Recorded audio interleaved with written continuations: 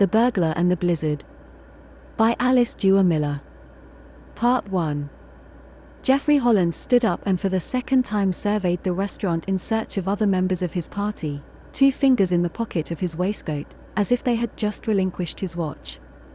He was tall enough to be conspicuous and well-bred enough to be indifferent to the fact, good-looking, in a bronzed, blonde clean-shaven way, and branded in the popular imagination as a young and active millionaire. At a neighboring table a man leant forward and whispered to the other men and women with him.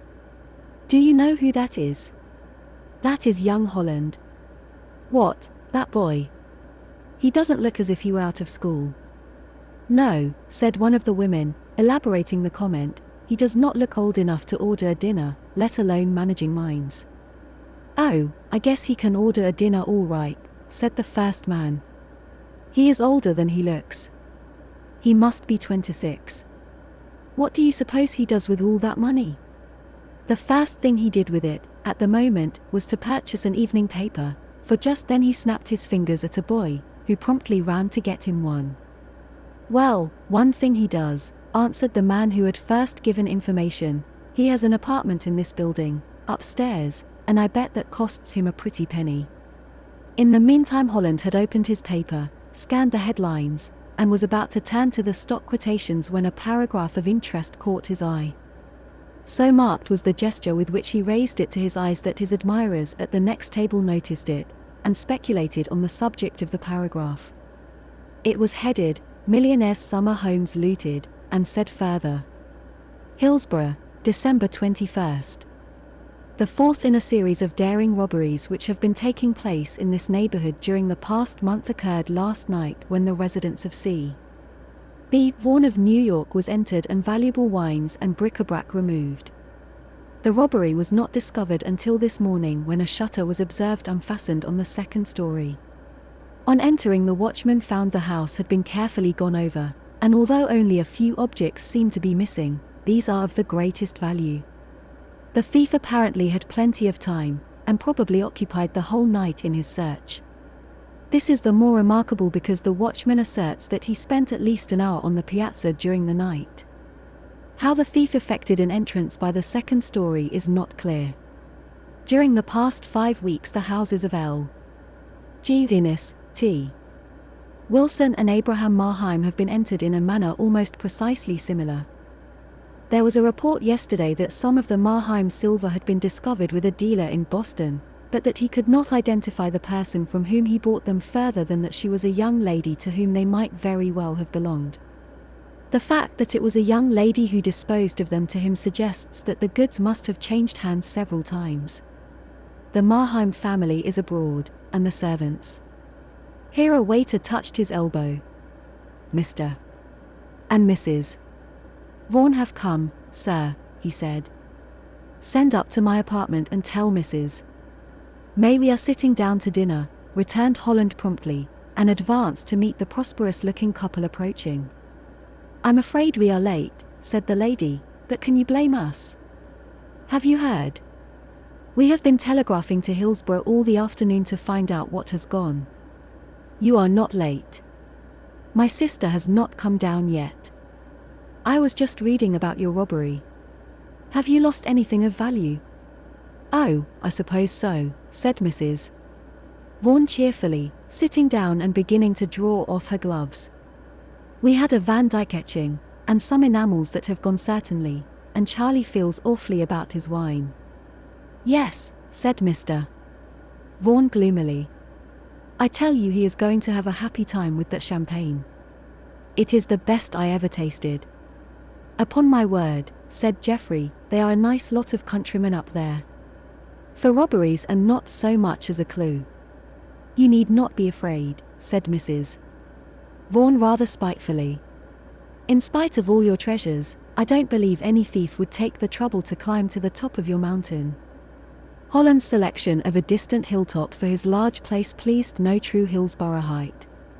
As an eligible bachelor he was inaccessible, and as a property holder he was too far away to increase the value of Hillsborough real estate by his wonderful lawns and gardens. Mrs.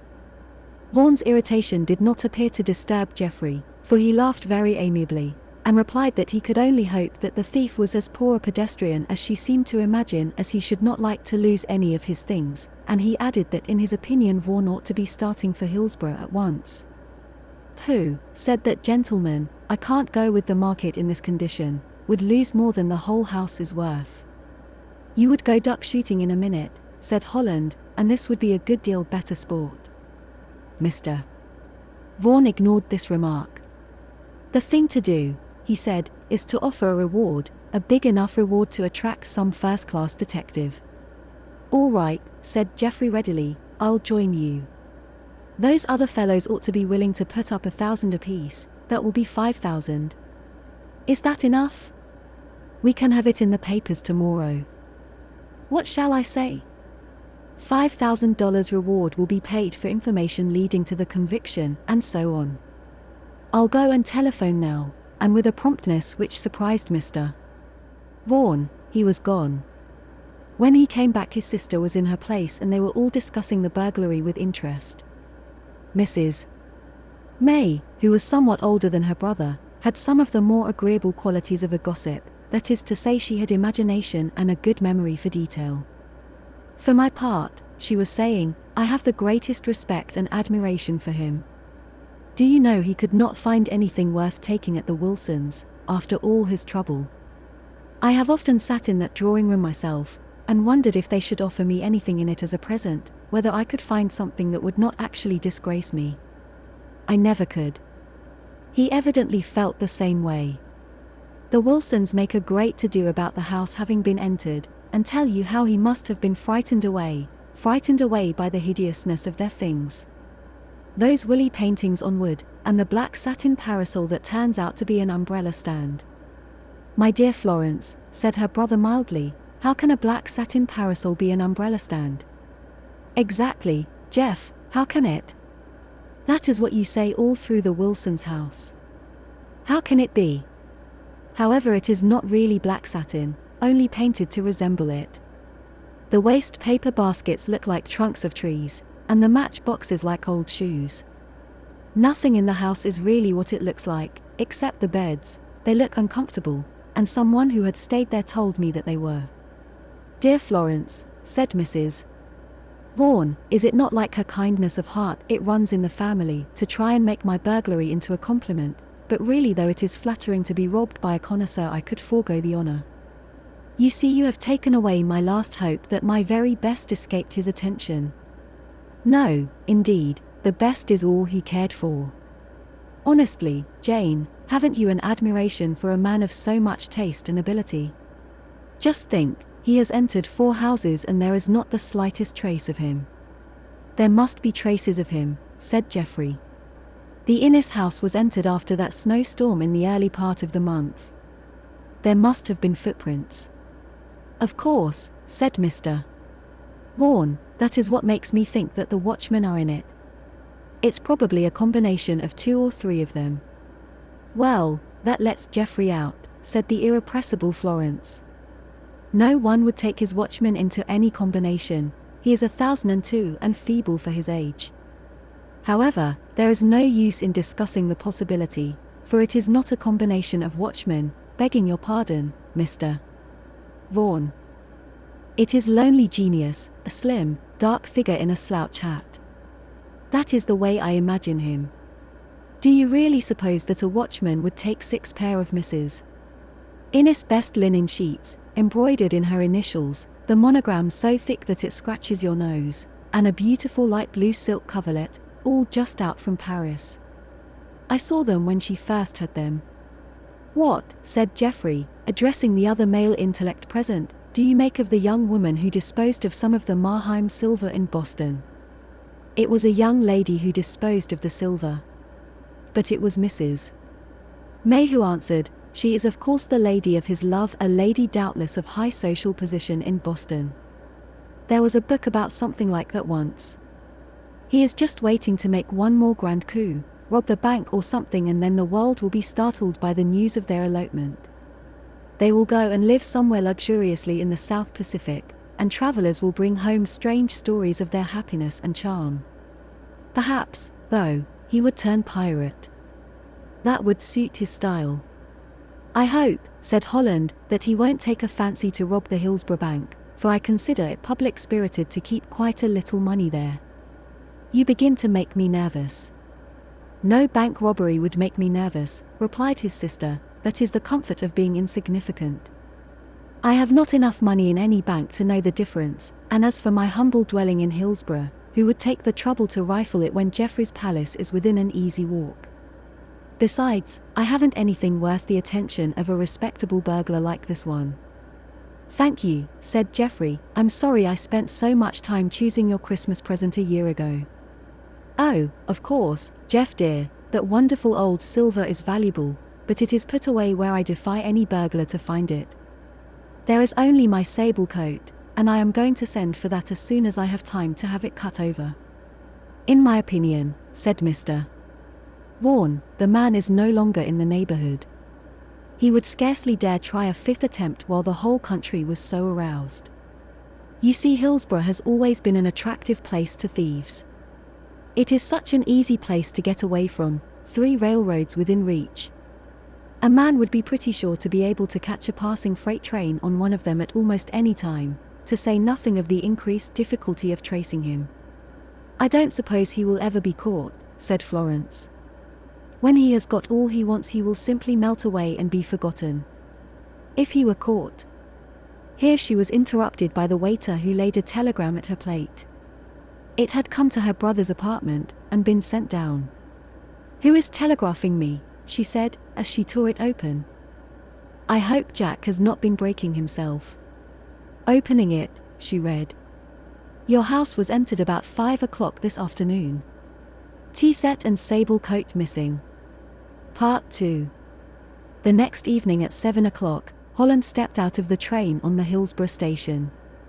He wore a long fur coat, for the morning had been bitterly cold in New York, and though the snow was now falling in small close flakes, the temperature had not risen appreciably, and a wild wind was blowing. He looked about for the figure of McFarlane, for he had telegraphed the old man to meet him at the train with a trap, but there was no one to be seen. The station, which in summer on the arrival of the express was a busy scene with well-dressed women and well-kept horses, was now utterly deserted except for one native who had charge of the mails. Hello, Harris, Geoffrey sung out. Is McFarlane here for me? Ain't seen him. Guess it's too stormy for the old man, Harris replied, dropping the mail bag into his wagon. Then you've got to drive me out. What, all the way to your place? No, sir, I guess it is too stormy for me, too. But Geoffrey at last, by the promise of 3 times what the trip was worth, induced Harris to change his mind. He stepped into the mail cart, and having stopped at the post office to leave the bag, and at the stable to change the cart for a sleigh, they finally set out on their 5-mile drive. Guess you come up to see about Mr. May's house being robbed? Harris hazarded before they had gone far.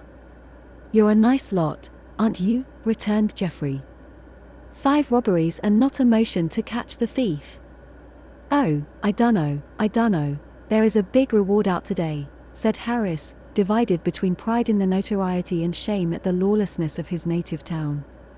Yes, but not by any of you. Well, the boys did talk some of a vigilance committee, if any more houses was robbed. They are going to wait for him to make up his half-dozen. Well, to tell the truth, said Harris, it seems like he only went for you city folks, and I guess the boys thought you could better afford to lose a few things than they could to lose their sleep. That's about the size of it. Geoffrey could not but laugh. That's a fine-spirited way to look at it, I must say. Well, returned Harris, who appeared to have need of the monosyllable in order to collect and arrange his ideas. Tiny lack of sand exactly, either, for most of the fellows about here thinks it is a woman. A woman, cried Geoffrey, remembering the lady in Boston. Yes, sir, said Harris, a young woman. Look at the things took. What burglar would want sheets and a lady's coat? Besides, just before the first one happened, Will Brown, he was driving along up your way and a young woman, pretty as a picture, Will said, slips out of the wood and asks for a lift. Well, Will takes her some 2 miles, and when they got to that piece of woods at the back of your place she says of a sudden that she guesses she wants exercise, and will walk the rest of the way, and out she gets, and no one has seen her since. Seems kinda strange, no house but yours within 6 miles, and you away. It would have seemed quite as strange if I had been at home, returned Geoffrey, amused at his imputation. Well, Harris went on imperturbably, you can't tell the rights of them stories. Well, Brown, he's a liar, just like all the Browns. Still this time he seemed to think he was telling the truth. Looks like we were going to have a blizzard, don't it? When they reached the McFarlane cottage, Mrs. McFarlane appeared bobbing on the threshold. She was an old Scotch woman and covered all occasions with courtesy. It appeared that Holland's telegram had been duly telephoned from the office, but that her husband was down with rheumatism, the second gardener dismissed, and the boy allowed to go home to spend Christmas, so that there had been no one to send. Geoffrey suggested that she might have telephoned to the local livery stable, and she was at once so overcome at her own stupidity that she could do nothing but bob and murmur, until Geoffrey sent her away to get him something to eat. It was about 10 o'clock, when he determined to take a turn about his house. The next day he intended removing all valuables to the vaults of the Hillsborough Bank. It was a long walk from the cottage, and Geoffrey, as he trudged uphill against the wind, was surprised to find how much snow had already fallen. He had expected to return to New York the next day, but now a fair prospect of being stalled on the way presented itself. It took him so much longer to reach the house than he had supposed, that he abandoned all idea of entering it. It stood before him grimly like a mountain of grey stone, its face plastered with snow. He walked round it, feeling each door and window to be sure of the fastenings. Once past the corner, the house sheltered him from the wind. He was conscious of that exhilaration snowstorms so often bring, while at the same time the atmosphere of desolation that surrounds all shut-up houses, even one's own, took hold of him. Unconsciously he stopped and felt in his pocket for his revolver, and at the same moment, faintly, in the interior of the house, he heard a clock strike. The sound was not perhaps alarming in itself, yet it sounded ominously in Geoffrey's ears. He recognized, or thought he recognized, the bell. It was that of an old French clock he had bought, and had never had put in order. He had never been able to make it go, but once touching it inadvertently he had aroused in it a breath of life so that it had struck this same sweet piercing note. Who, he wondered, was touching it now? Geoffrey was one of those who act best and naturally without delay. Now he hesitated not at all. He had the keys of the house in his pocket, and he moved quickly toward a side door which he remembered swung silently on its hinges. It was not so much that he believed that there was anyone in the house, perhaps to the most apprehensive a burglar comes as a surprise, but he felt he had too good grounds for suspicion to fail to investigate. He unlocked the door without a sound. As he stepped within, doubt was put an end to by the patch of white light that, streaming out of the library door, fell across the passageway before him. He stooped down and took off his boots, and then cautiously approached the open door and looked in, knowing that darkness and preparation were in his favor. His caution was unnecessary, for his entrance had not been heard. The Hillsborough theory of the femininity of the burglar instantly fell to the ground. A man of medium size was standing before one of the bookcases with his elbow resting near the clock. He was holding a volume in his hands with the careful ease of a book fancier. The man's back was turned so that a sandy head and a strongly built figure were all Geoffrey could make out. Had it not been for a glimpse of a mask on his face, he might have been a student at work. So intent did he appear that Geoffrey could not resist the temptation to make his entrance dramatic. Creeping almost to the other's elbow, revolver in hand, he said gently, "Fond of reading?" The man, naturally startled, made a surprisingly quick movement toward his own revolver, and had it knocked out of his hand with a benumbing blow.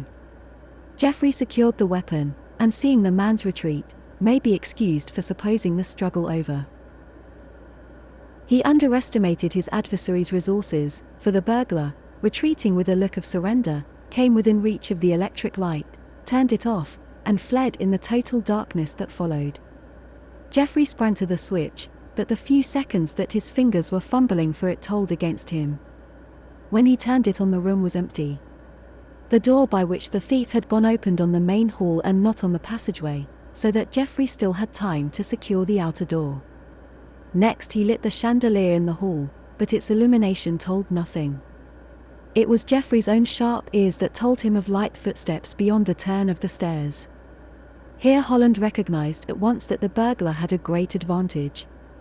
The flight of stairs from the hall reached the upper story at a point very near where the back stairs came up, while they descended to widely different places in the lower story, so that the burglar, looking down, could choose his flight of stairs as soon as he saw his pursuer committed to the other, and thus reach the lower hall with several seconds to spare.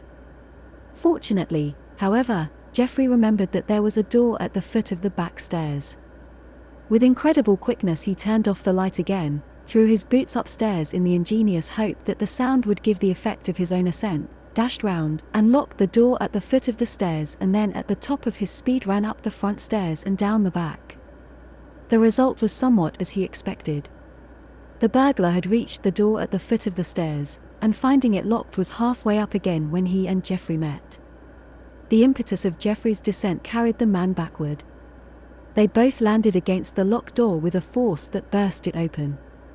Geoffrey, on top and armed, had little difficulty in securing his bruised foe, and marching him back to the library where he now took the precaution of locking all the doors. Geoffrey, who had felt himself tingling with excitement and the natural love of the chase, now had time to wonder what he was going to do with his capture. He thought of the darkness, the storm, the absence of the two undermen, and the helplessness of the McFarlanes. Then he remembered the telephone, which, fortunately, stood in a closet off the library. He turned to the burglar. "Stand with your face to the wall and your hands up," he said, "and if I see you move I'd just as lief shoot you as look at you," with which warning he approached the telephone and, still keeping an eye on the other, rang up Central. There was no answer. He rang again, 6, 7 times. He repeated the process unavailingly. He tried the private wire to the McFarlane cottage with no better result. At this point the burglar spoke. "Oh, what the devil?" he said mildly. "I can't stand here with my hands over my head all night." "You'll stand there," replied Geoffrey with some temper, "until I'm ready for you to move." "And when will that be?" "When this fool of a Central answers." "Oh, not as long as that, I hope," said the burglar, "because, to tell the truth, I always cut the telephone wires before I enter a house." There was a pause in which it was well Geoffrey did not see the artless smile of satisfaction which wreathed the burglar's face. At length Geoffrey said, "In that case you might as well sit down, for we seem likely to stay here until morning." He calculated that by that time, Mrs. McFarlane, alarmed at his absence, would send someone to look for him, someone who could be used as a messenger to fetch the constable. To this suggestion the burglar appeared to acquiesce, for he sank at once into an armchair toward which Holland himself was making his way, knowing it to be the most comfortable for an all-night session. Feeling the absurdity of making any point of the matter, however, he contented himself with the sofa. "Take off your mask," he said as he sat down. "So I will, thank you," said the burglar as if he had been asked to remove his hat, and with his left hand he slipped it off.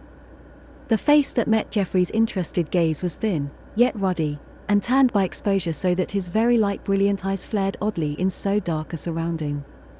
Above, his sandy hair, which had receded somewhat from his forehead, curled up from his temples like a baby's. His upper lip was long and with a pleasant mouth gave his face an expression of humor.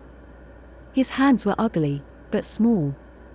They sat for some time without moving, the burglar engaged in bandaging the cut on his right hand with obvious indifference to Holland's presence, Geoffrey meanwhile studying him carefully. The process of bandaging over, the man reached out his hand toward the bookcase and, selecting a volume of Sterne, settled back comfortably in his chair. Holland stared at him an instant in wonder, and then attempted to follow his example. But his attention to his book was much less concentrated than that of his captive, whose expression soon showed him to be completely absorbed. They must have sat thus for an hour, before the burglar began to show signs of restlessness. He asked if it was still snowing, and looked distinctly disturbed on being told it was. At last he broke the silence again. "You don't remember me, do you?" he said. Geoffrey slowly raised his eyes without moving. His revolver was drooping in his right hand. He ran his mind over his criminal acquaintance unsuccessfully, and repeated, "Remember you?" "Yes, we were at school together for a time." Geoffrey stared, and then exclaimed spontaneously, "You used to be able to wag your ears." "Can still." "Why, you are Skinny McVeigh." The man nodded. Neither was without a sense of humor, and yet saw nothing comic in these untender reminiscences. "I remember the masters all hated you," said Geoffrey, "but you were straight enough then, weren't you?" Again the man nodded. "I took to this sort of thing a month or so ago." After a moment Geoffrey said, "Did not I hear you were in the Navy?" "No," said McVeigh. "I was at Annapolis for a few months. I had an idea I should like the Navy, but heavens above! I could not stand the academy. They threw me out. It seems I had broken every rule they had ever made. It was worse than state's prison." "Are you in a position to judge?" asked Geoffrey coolly. "No," said McVeigh, as if he nevertheless had information on the subject. "Well, you will be soon," said Holland, not sorry for an opportunity to point out that his heart was not softened by recollections of his school days. But McVeigh appeared to ignore this intimation. "Yes," he said ruminatively, "I've done a lot of things in my time." "Well, I don't want to hear about them," said Geoffrey, who had no intention of being drawn into an intimate interchange. The burglar looked more surprised than angered at this shortness, and only said, "Would you have any objection to my putting a match to that fire?" "No," said Geoffrey, and McVeigh, with wonderful dexterity, managed to start a cheering blaze with his left hand. For a few minutes Geoffrey's determined attention to his book discouraged his companion, but presently rapping the pages of Tristram Shandy with the back of his hand, he exclaimed, "Stern! Ah, there was a man. Something of my own type, too, it sometimes strikes me. Capable, you know, really a genius, but so unfortunately different from other people. Ordinary standards meant nothing to him, too original, sees life from another standpoint, entirely. That's me. I—" "Sit down," roared Geoffrey. "Oh, it's nothing, nothing," said McVeigh, "only I talk better on my feet." "Well, you wouldn't talk as well with a bullet in you." McVeigh sank back again in his chair. "Yes," he said, "that's me. Why, Holland, I have no doubt you would be surprised if you knew the number of things that I can do, that I am really proficient in. Anything with the hands," he waved his fingers supplely in the air, "is no trouble to me at all. I have at once a natural skill that most people take a lifetime to acquire. I'm told there's work for all where you are going." McVeigh looked a trifle puzzled for an instant, but never allowing himself to remain at a loss, he said, "Work? Do you really mean to say that you believe in a utilitarian heaven, where we are going to work with our hands?" "For my part, I had reference to the penitentiary," said Geoffrey. "Oh, yes, of course, the penitentiary. There are some wonderful men in the penitentiary. You don't admit that, I suppose, with your conventional ideas, but to me they are just as admirable as any other great creative artist, sculptor or financier. I see you don't quite get that. You are hemmed in by conventional standards, and your possessions, and all the things to which you attach such great importance." "I don't attach so much importance that I steal them from other people," said Geoffrey. "Philistine, Holland, Philistine. Is not anyone who has anything stealing from someone or other?" "Of course. But I see you don't catch the idea." "Well, I dare say I would not either in your place, rather think I would not. My sister is just the same way. Sweet girl, witty in her own way, but Philistine. She is so good as to be my companion, apparently on equal terms, in many ways my superior, but it would be impossible for me even to mention these ideas to her, ideas which are of the greatest interest to me." "I wonder," said Geoffrey, "how much of all this rubbish you believe?" McVeigh smiled with great sweetness. "I wonder myself, Holland. Still it is undeniably amusing, and the main thing is that I enjoy life, A hard life too in many ways. Fate has dealt me some sad blows. Look at such a coincidence as you're turning up tonight, of all nights in the year. It was scarcely a coincidence. I came. Oh, I know. You came to see after your sister's things, but still, if you look at it a little more carefully, you will see that it was a coincidence that you should be by nature a man of prompt action. 9 men out of 10 in your place, still, I'm not depressed. You cannot say, Holland, that I behave or talk like a man who has 10 years of hard labor before him, can you? I dare say you have never been thrown with a person who showed less anxiety. Yet as a matter of fact, there is something preying on my mind. Something entirely aside from anything you could imagine. You don't tell me, said Geoffrey, who did not know whether to be most amused or infuriated by his companion's conversation. I am about to tell you, said McVeigh graciously. I am very seriously worried about my sister. In fact, I don't see that there is any getting away from it. You will have to let me go out for an hour or so and get her. Let you do what? Get my sister. She's living in a little hut in your woods, and I am actually afraid she will be snowed up. It seems highly probable. Well, then, I must go and get her. Geoffrey stared at him a moment, and then said, You must be crazy. Maybe I am, answered McVeigh, as if the suggestion were not without an amusing side. Maybe I am, but that is not the point. Think of a girl, Holland, alone, all night, in such a storm. Now, I put it to you, it is not a position in which you would leave your sister, is it? Geoffrey began a sentence and finding it inadequate, contented himself with a laugh. There you see, said McVeigh. It's out of the question. The place is draughty, too, though there is a stove. Do you remember the house at all? You would be surprised to see how nicely I've fixed it up for her. No doubt I should, replied Holland, thinking of the Vaughan and Marheim valuables. It is surprisingly livable, but it is draughty, McVeigh went on. The truth is I ought to have gone south, as I meant to do last week. But one cannot foresee everything. The winters have been open until Christmas so often lately. However, I made a mistake and I am perfectly willing to rectify it. If you have no objection, I'll go and bring her back here. If you have any respect for your skin, you won't move from that chair. Oh, the devil, Holland, don't be so, he hesitated for the right word, not wishing to be unjust, so obtuse. Listen to that wind. It's cold here. Think what it must be in that shanty. Very unpleasant, I should think. More than that, suffering, I have no doubt. Why, she might freeze to death if anything went wrong with the fire. It is not safe. It's a distinct risk to leave her. Let alone that a storm like this would scare any girl alone in a place like that, there is some danger to her life. Don't you see that? Yes, I see, returned Geoffrey, but you ought to have thought of that before you came burgling in a blizzard. Thought of it? Of course I thought of it.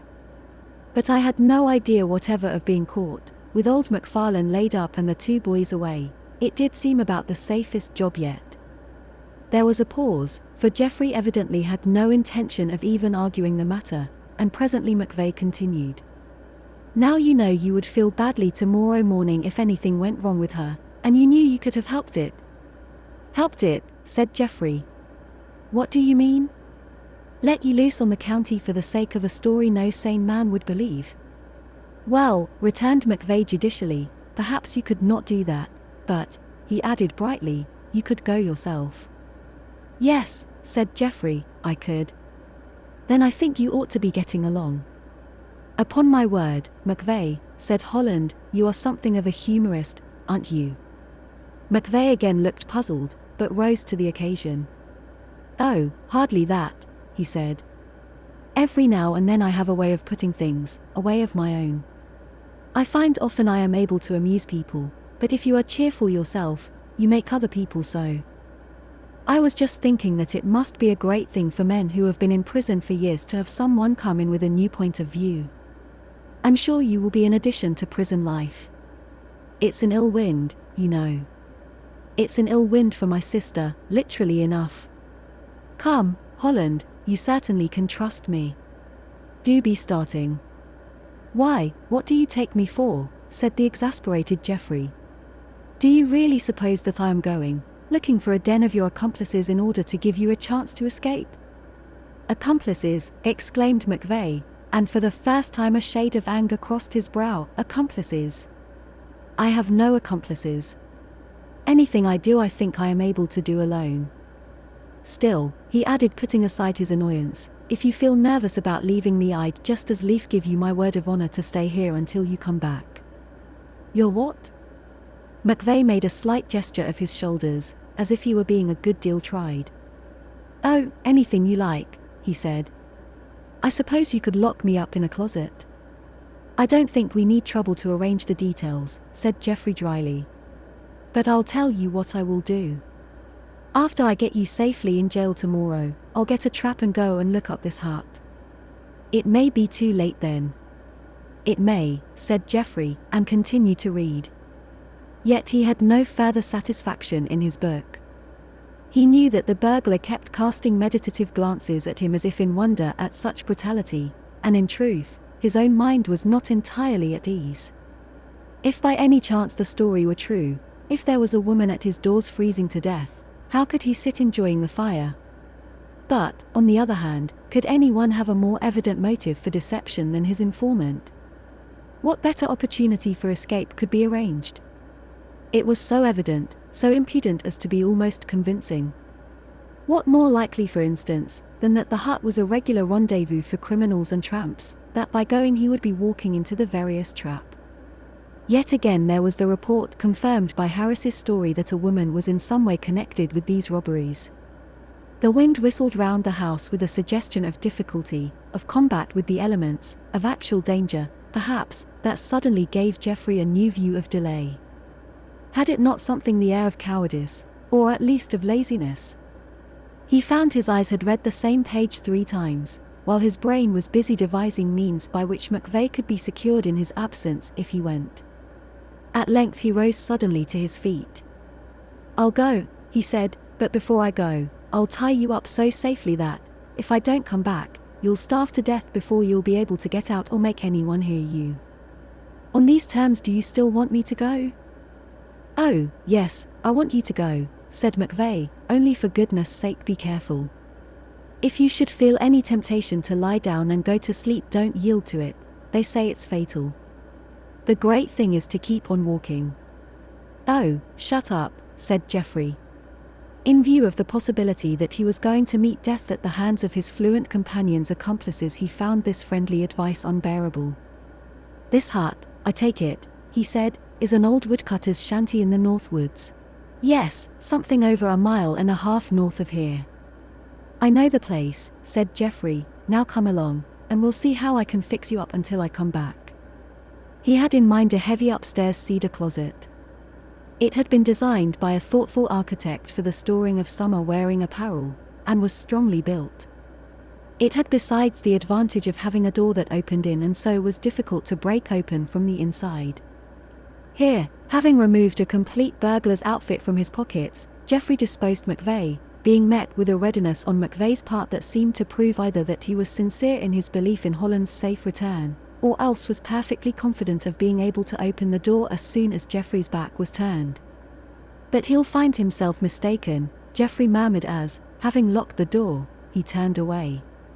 At this instant a faint knocking was audible, and, gathering that McVeigh had some final instructions to give, Geoffrey again opened the door. By the way, said the burglar, and for the first time a certain constraint, amounting almost to embarrassment, was discernible in his manner, my sister has no idea about it. Would be a great shock to her. In fact, you understand, she has not discovered exactly how our money comes to us. Do you expect me to believe that? Asked Geoffrey. I grant it does not sound likely, returned McVeigh, and indeed would not be possible with any other man than myself. But I hit upon a pretty good yarn, worked out well every way. I told her. I don't want to hear your infernal lies. But it might be convenient for you to know. I told her, McVeigh chuckled, that I was employed as night watchman at Drake's paper mill. That of course kept me out all night, and she must think night watchmen get good wages. That was just it. I told her Drake was an old friend of mine, and just wanted an excuse to give me an allowance until he found me a better job. You see, I just lost a nice job in a bank. I suppose it would be indiscreet to inquire why? Well, we won't discuss it, said McVeigh with an agreeable smile. Of course she could understand that such an inferior position as a watchman's had to be kept a profound secret, hence our remote mode of life, and the fact that I don't allow a butcher or baker to come near us. I tell her that if it were known that I had held such a poor position, it would interfere with my getting a better. So, if you should happen to find that you have to explain to her why I am detained here. If I should explain to her, said Geoffrey. What do you suppose I am going to do? Well, I suppose you will find it necessary, said McVeigh. Indeed, as a matter of fact, I would much rather have you do it than do it myself. Still, you might bear in mind to tell her as gently as possible. If she were your own sister. Oh, go to the devil, said Geoffrey, and slammed the door. Part 3. Geoffrey was born with a love of adventure, and his dislike to his present expedition arose not from fear, but from a consciousness that if he did run into a den of thieves he would think himself such an ass to have come. Indeed, there seemed a fair chance that he might think this even if nothing worse happened than that the hut proved empty, for he would have had a long walk for nothing better than to provide McVeigh with an opportunity to escape.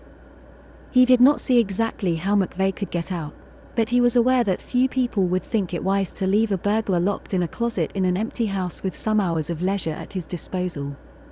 The first glimmering of dawn was visible as he stepped off the piazza. The wind was blowing fiercely and the snow still falling.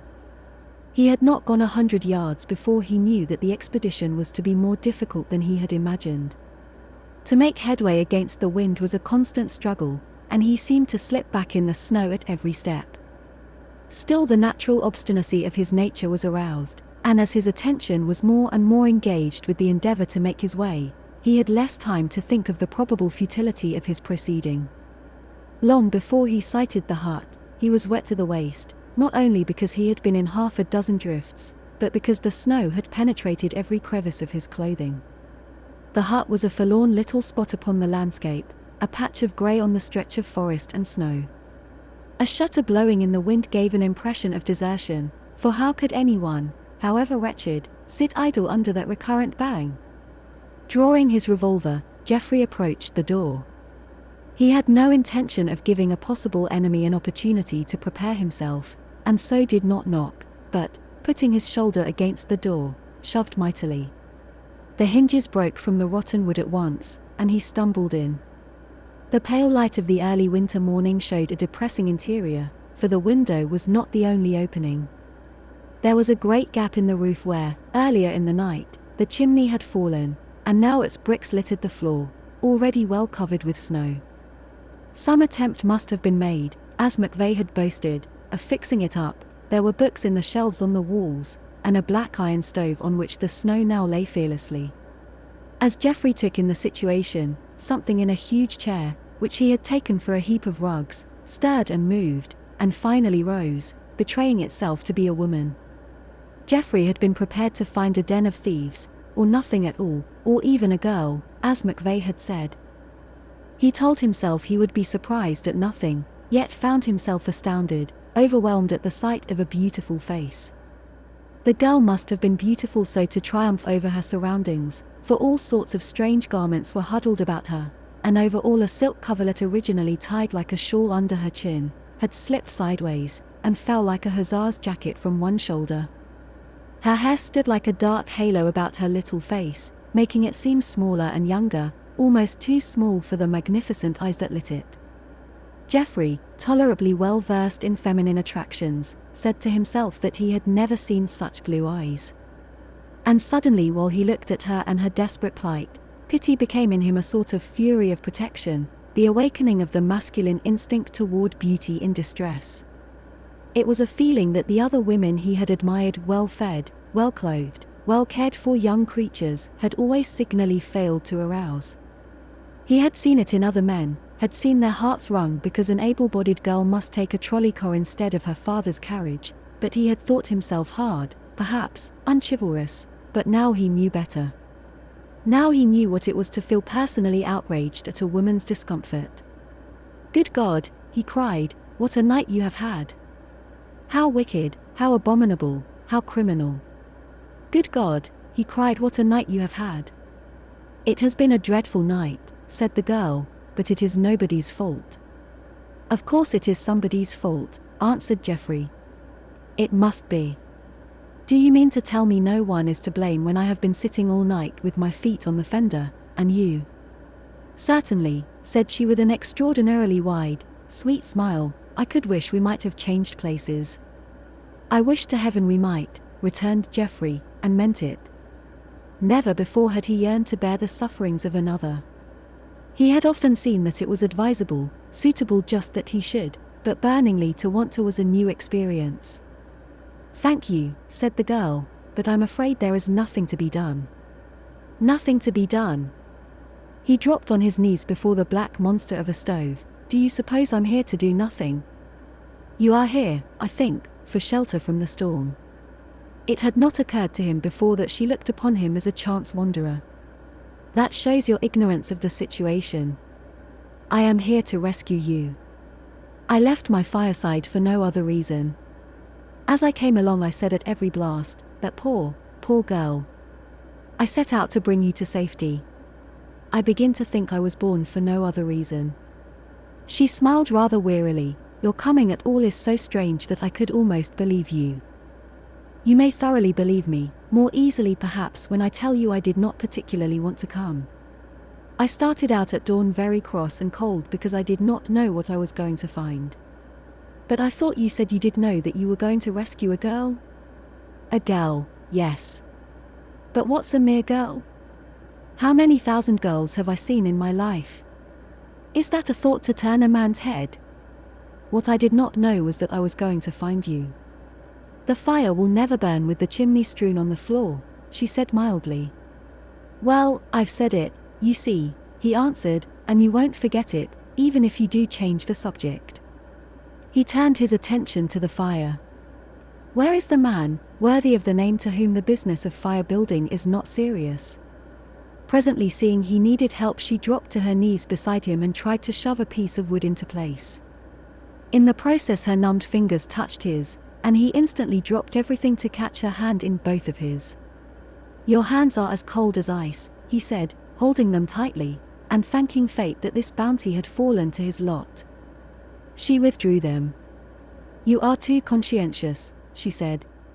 "That is not part of the duty of a rescue party." It is," said Jeffrey violently. "It is the merest humanity." "Humanity? To me, of course, if you will pin me down." "Oh, there is no reason for the rescue to be humane. They ought to be grateful." "They are. Gratefuler then. Is it nothing that I have taken all the trouble to be born and grow up and live just to come here for you? Perhaps I could be gratefuler if there were any prospect of a fire." "Oh, curse the fire," said Jeffrey, rising from his knees. "Who minds about it?" "I mind very much." "Well, you mustn't. You must not mind about anything, because it sets up too strong a reaction in me. There's no telling what I might not do under the stress. Come away from this dreadful place. The fires will burn in my house, and that is where we are going." "I can't do that," she said, looking very grave. "You can't do anything else. I must wait for my brother. He's out somewhere in this storm, and if he comes back and finds me gone—" "Oh, your brother," said Jeffrey, "I forgot all about him. He's at my house already.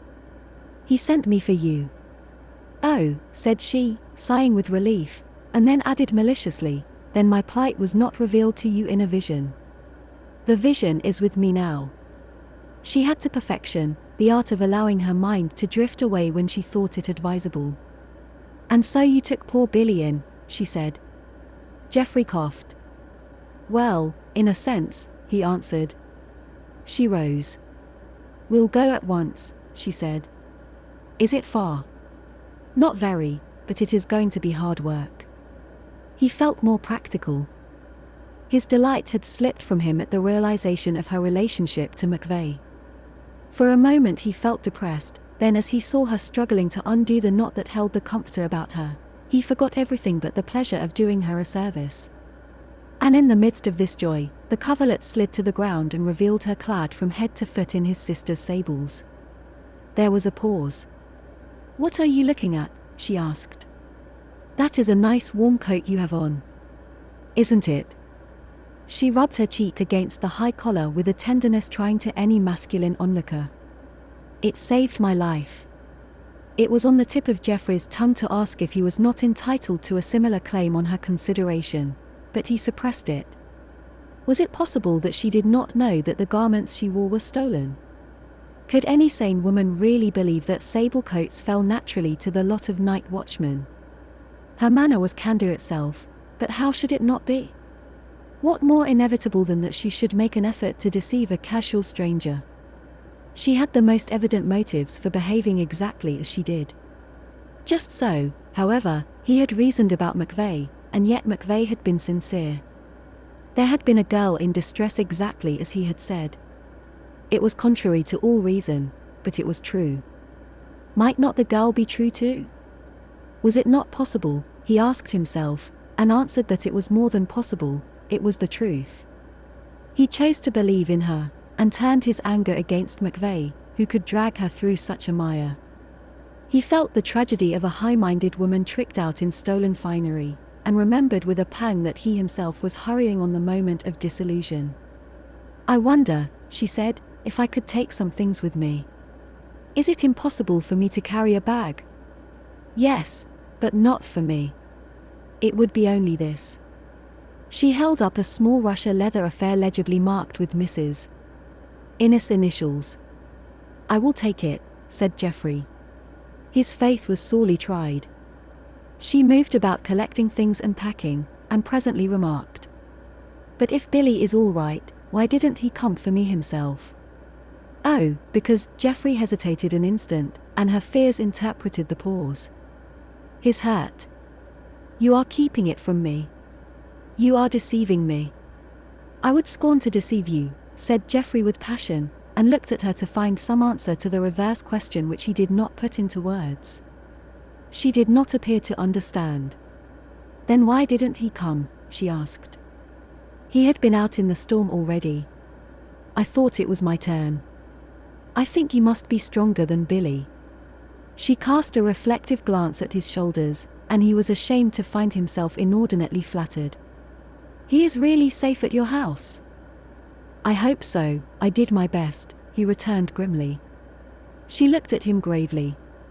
"You have been very kind to a stranger," she said. And at this point Jeffrey made the fatal mistake of his dealing with her. It did not occur to him that he was going to shield McVeigh, but he thought a more advantageous time could be found for telling her the truth, in case of course she did not know it already. He felt that he himself would be better able to deal a cold blow when she was warm and sheltered. No man, he said to himself, could be disagreeable to a girl who had no one to depend on but himself. So he said, "He was not exactly a stranger to me. We were at school together." "Oh, another of Billy's friends. I never knew such a person for discovering friends at the most opportune times.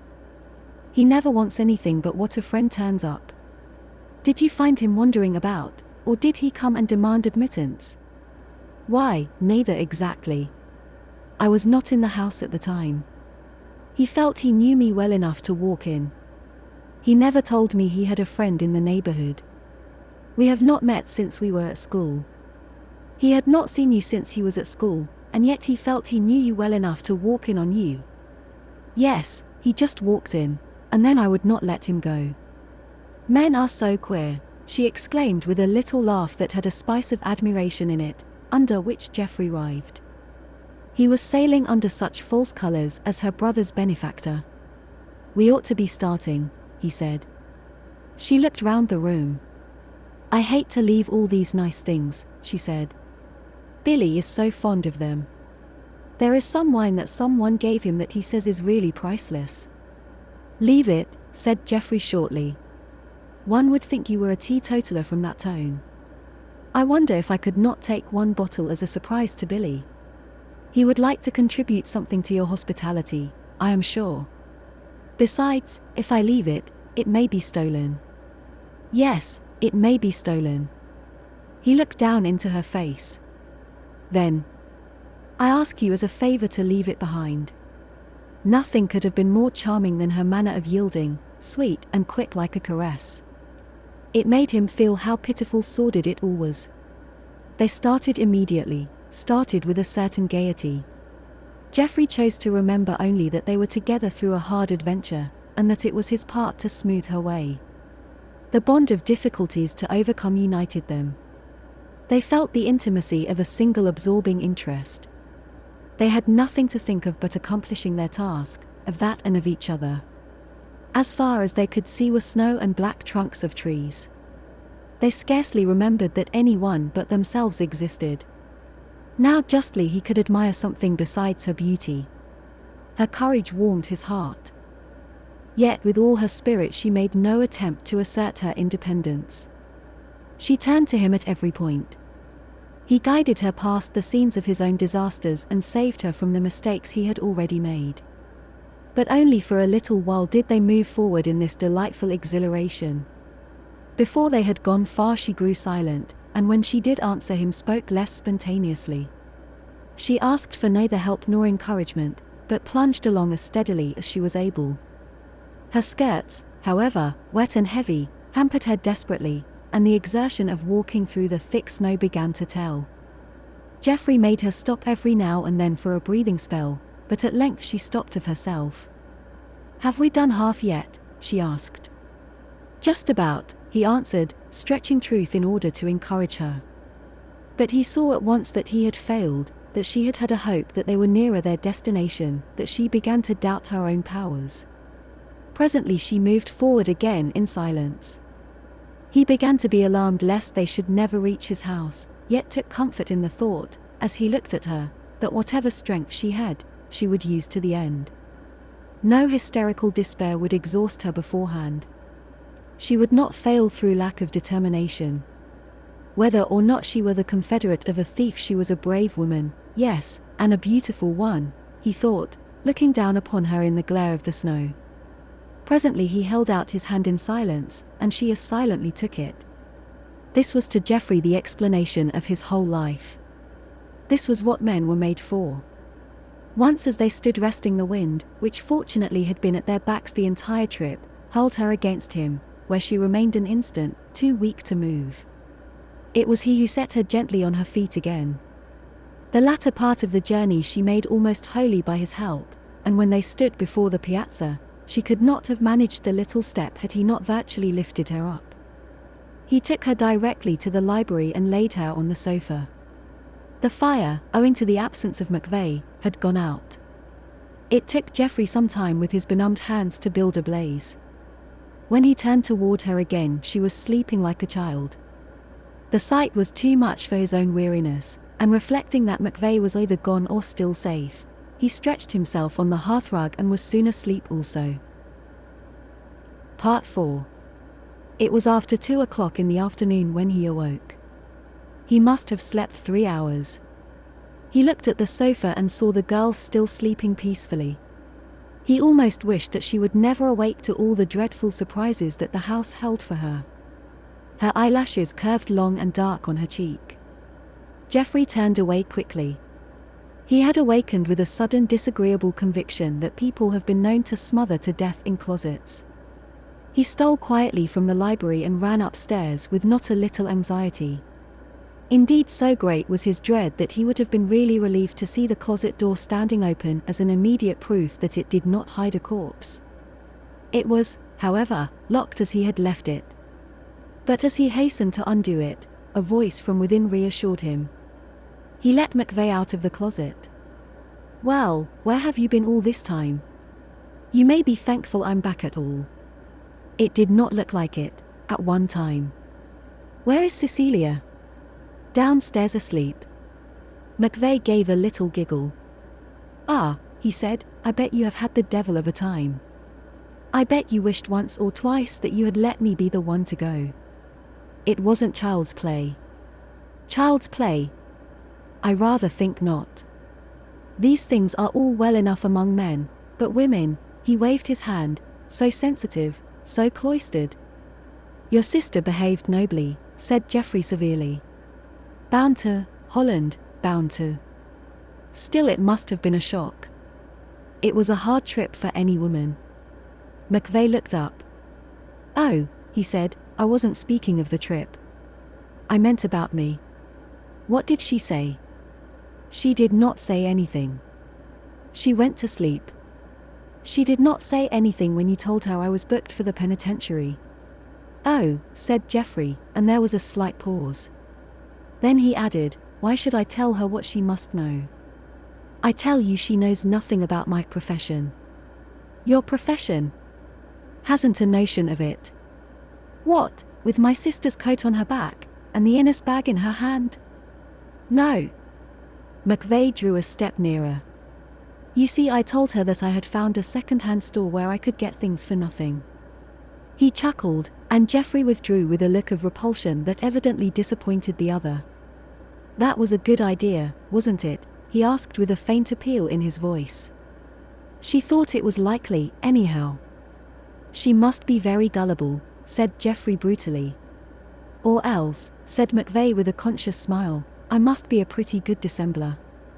At this acute instance of fatuity, Geoffrey, if he had followed his impulse, would have flung McVeigh back in the closet and locked the door. Instead, he said, come downstairs. I want to look up something to eat.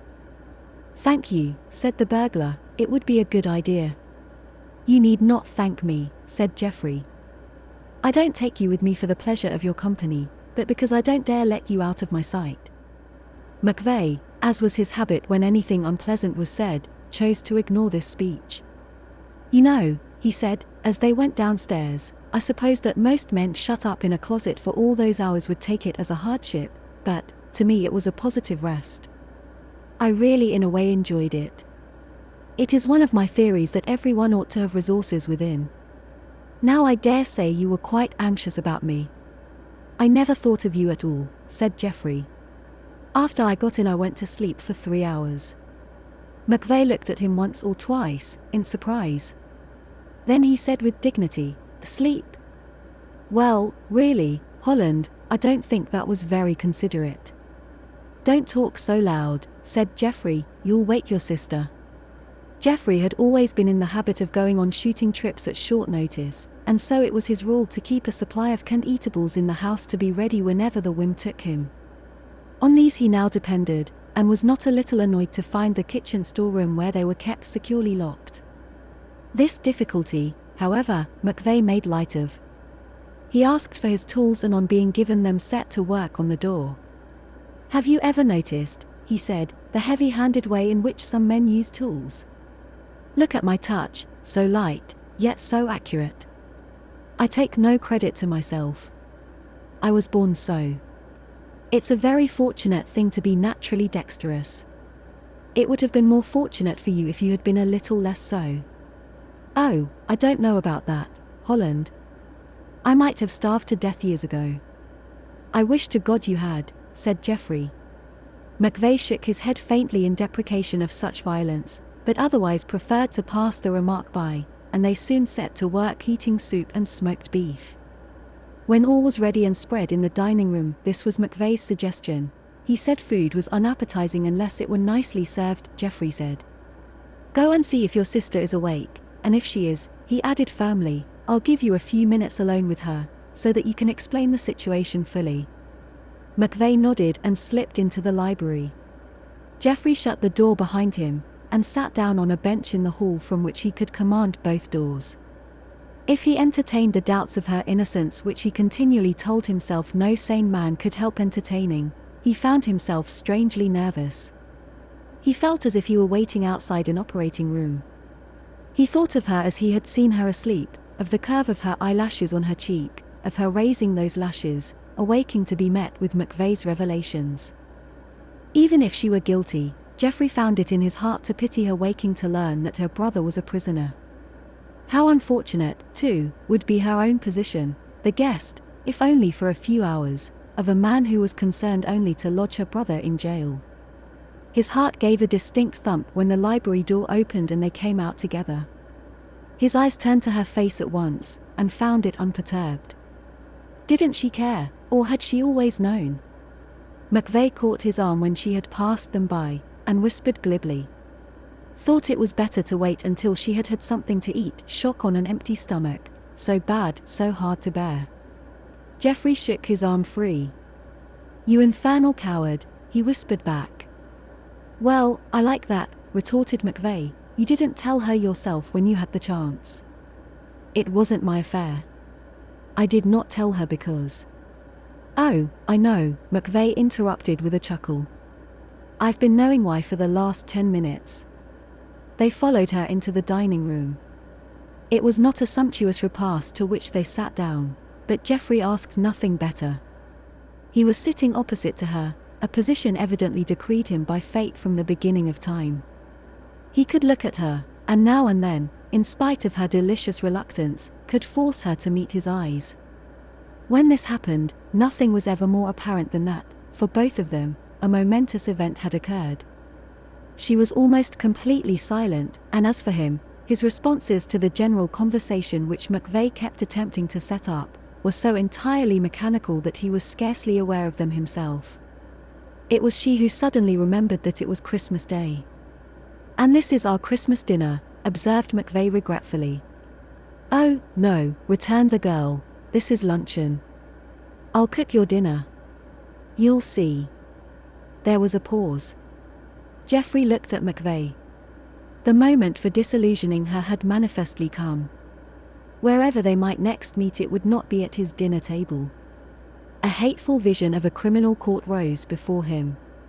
Miss McVeigh, he said gravely, indifferent to the signals of warning which the other man was directing toward him, we shall not be here at dinner.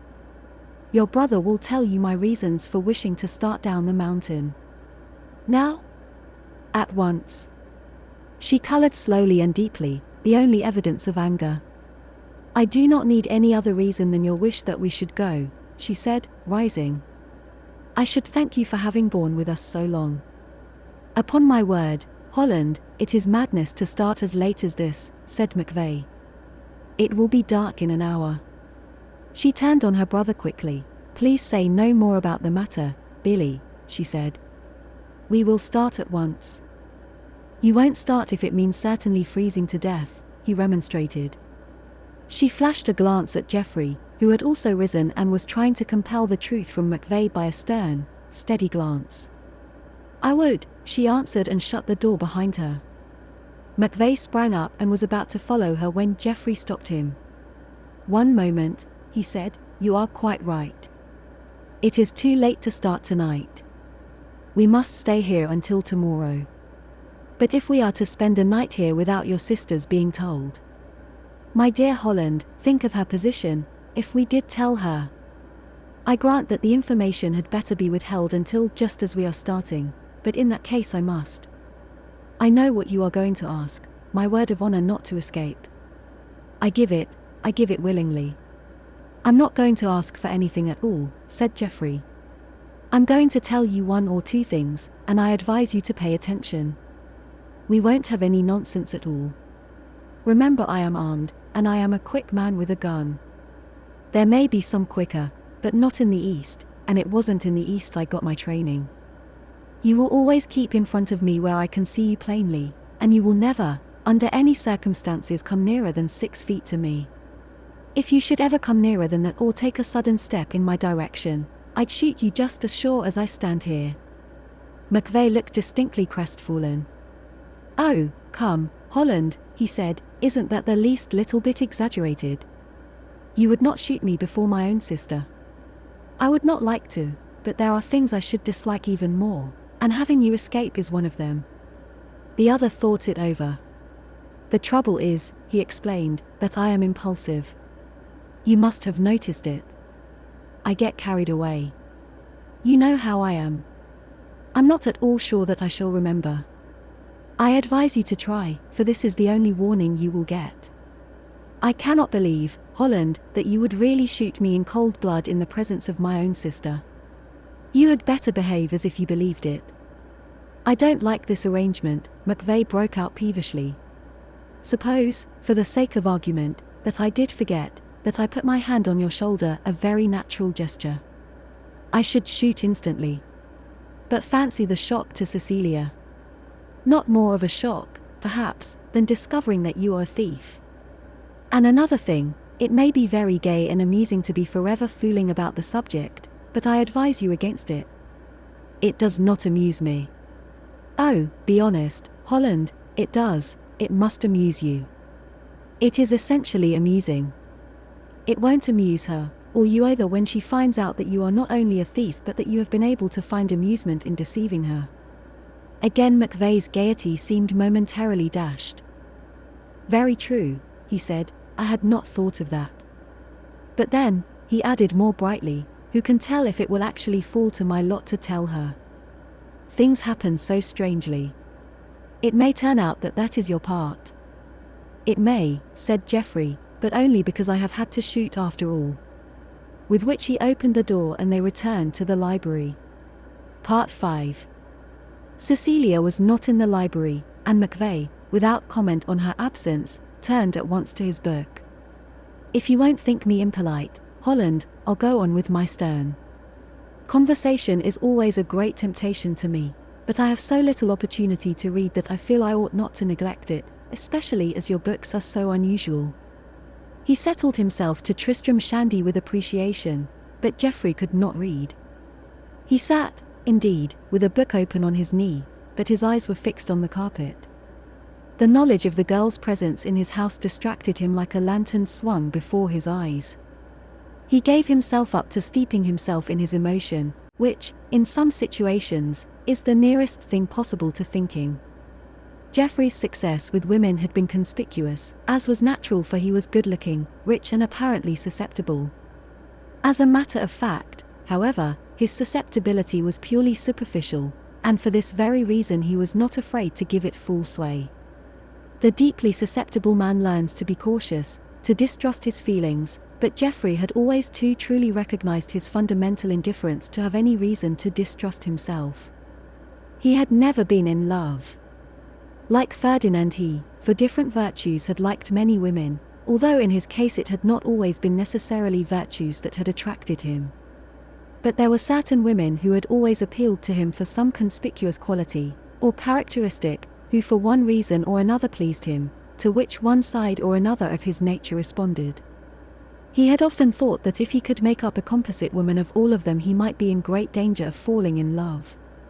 But now he was aware that his whole nature responded to the attraction of the girl upstairs, as a dog answers instinctively to the call of its master. He could say to himself that she was this or that, brave and beautiful, but he knew that such qualities were but an insignificant part of the total effect.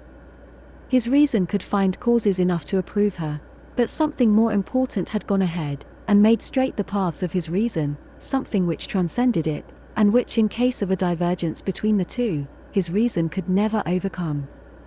For, of course, the realization of McVeigh and all his presence implied fell coolly upon his exaltation. By no means had Geoffrey said to himself in so many words that he was in love, far less had anything so definite as marriage crossed his mind. He was too much in love to be so practical. He only knew that McVeigh's mere existence was a contamination and a tragedy.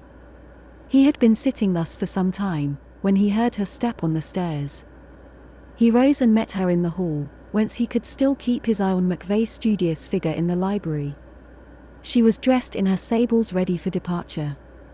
She was dressed in his sister's sables ready for departure. They looked at each other a moment in silence, he appealingly, she, with a cold blankness that seemed to say that not even a look could make her take further notice of him as a living being. "Have you really been thinking that I wanted to turn you out?" he said, with directness. "I have not been thinking about the matter at all," she answered, turning her head a little aside from his direct gaze. "But I do think so, of course. After all, why should you not wish it? You think me likely to want anything that would part us, that is the way my manner strikes you." He was surprised to find his voice not absolutely steady. She favored him with a short stare from under her lids. You seem to forget that I have your own word that you insisted on our going. Possibly you have changed your mind, but I have made mine up." She made a motion as if to pass in, and go on toward the library.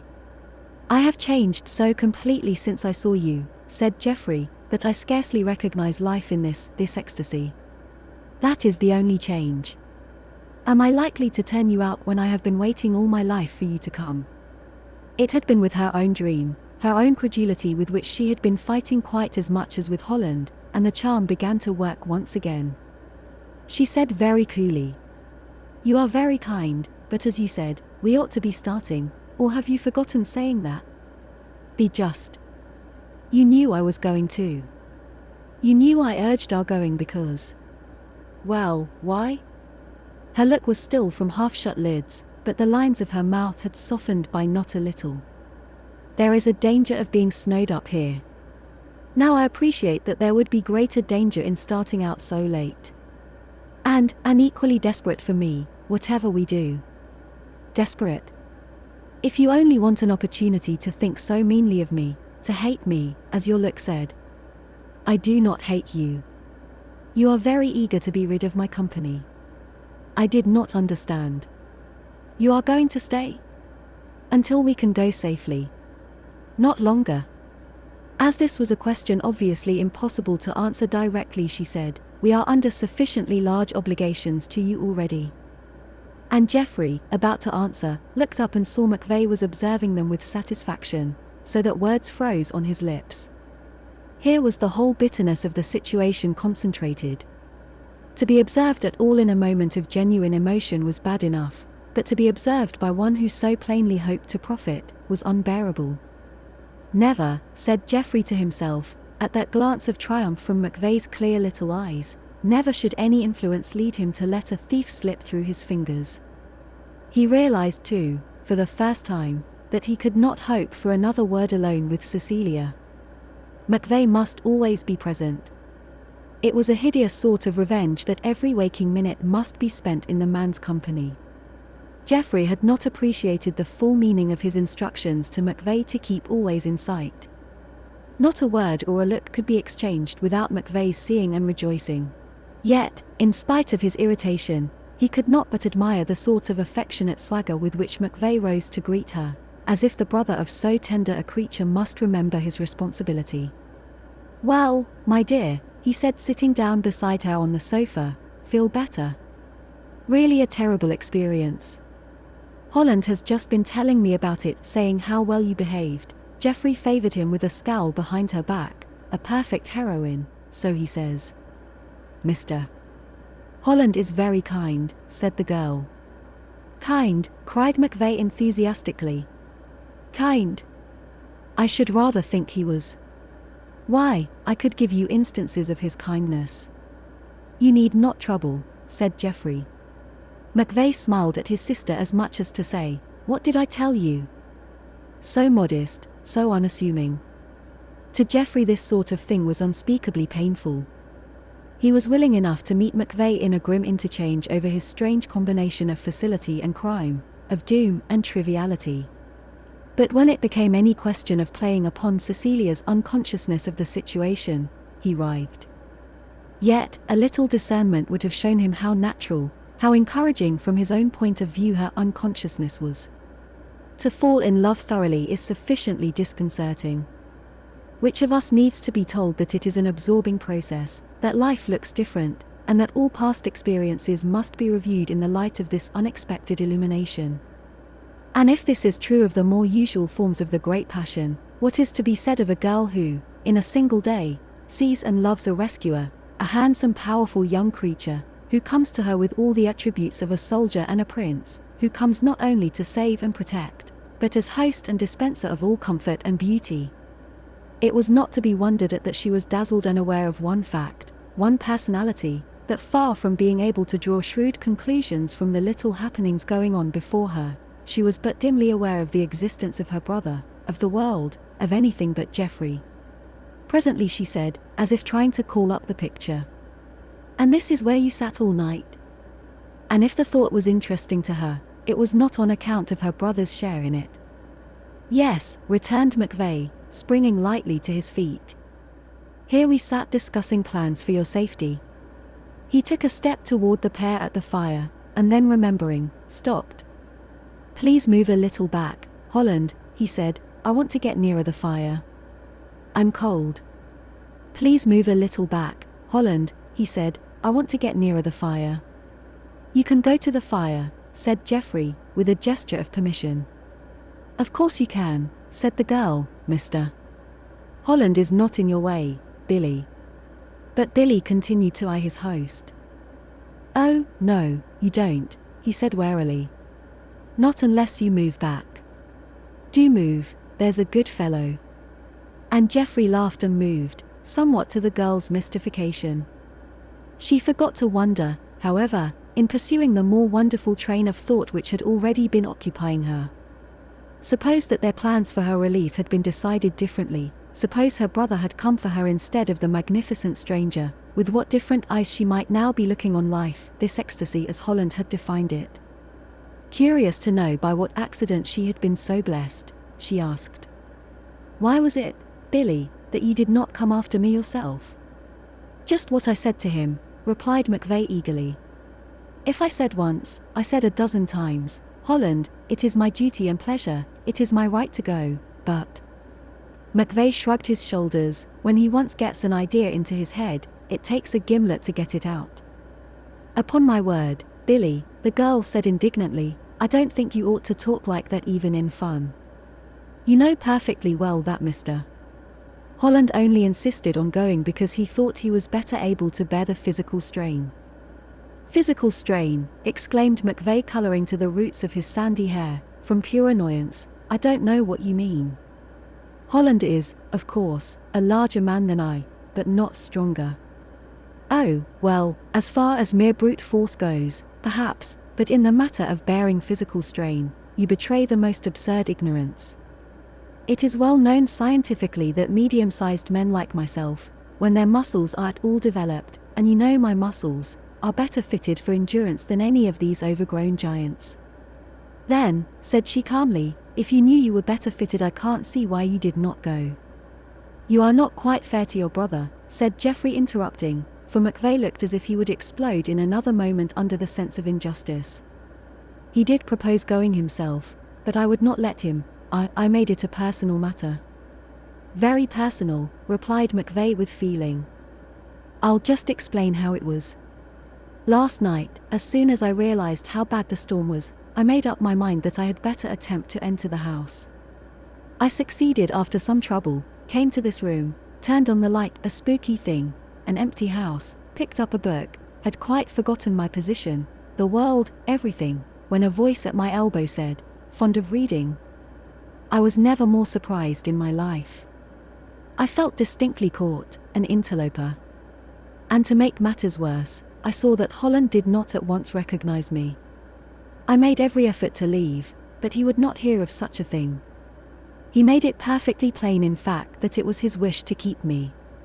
I yielded. That, I think, Holland, is a pretty accurate account of the night's proceeding, isn't it? Geoffrey did not answer. His soul rebelled at the farce, and at McVeigh's irrepressible enjoyment of his own abilities. As Holland met the twinkling joy of those small blue eyes, he wondered if he would not be doing mankind a favor by putting a bullet into McVeigh before the dawn of another day. Unconscious of this possibility, McVeigh continued to his sister. Well, it has all been a painful experience for you, my dear. A long and dangerous adventure for a woman, but you were at least warmly clad. A handsome coat, is it not, Holland? Very, said Geoffrey chillingly. Now that coat, McVeigh went on unchilled, was a real bargain. I may say I paid nothing for it, little more than the trouble of taking it home. Although from another point of view, its price was pretty high. Really, Billy, I don't think Mr. Holland is interested in our bargains. In some, he is. Yes, indeed, said Geoffrey, eyeing McVeigh with a warning glance. I think I know of just about a dozen people who will want a circumstantial account of all of them. Now there, Holland, there is one of your Philistine words, circumstantial. It takes all poetry, all imagination out of a subject. Do you know, the only connotation, are you familiar with that word? The only suggestion it has for me is a jury? He scored distinctly. Jeffrey had nothing to say in reply. It was McVeigh himself, who, disliking a pause, observed that it was almost time to begin on the preparation of the Christmas dinner. They all rose as if glad of a break. As they passed out of the door, Jeffrey laid his hand on McVeigh's arm. "Why do you deliberately try to exasperate me?" he said. McVeigh smiled. "Why do little boys lay their tongues to lampposts in freezing weather? Don't I amuse you? Be candid." "No." McVeigh looked regretful. "As I remembered you, Holland, as a boy, you had more sense of humor," he said gently. Part 6. In the kitchen, McVeigh made it evident that his talents were for organization rather than for hard labor. He drew a chair near the wall, and tilting back at his ease, watched Jeffrey and Cecilia at work. Jeffrey, engaged in lighting the range fire, looked up at her as she moved about filling the kettle and washing out pots and pans, and thought that he and she presented the aspect of a young couple of the laboring class with no further ambition than to keep a roof over their heads. He almost had it in his heart to wish that they were.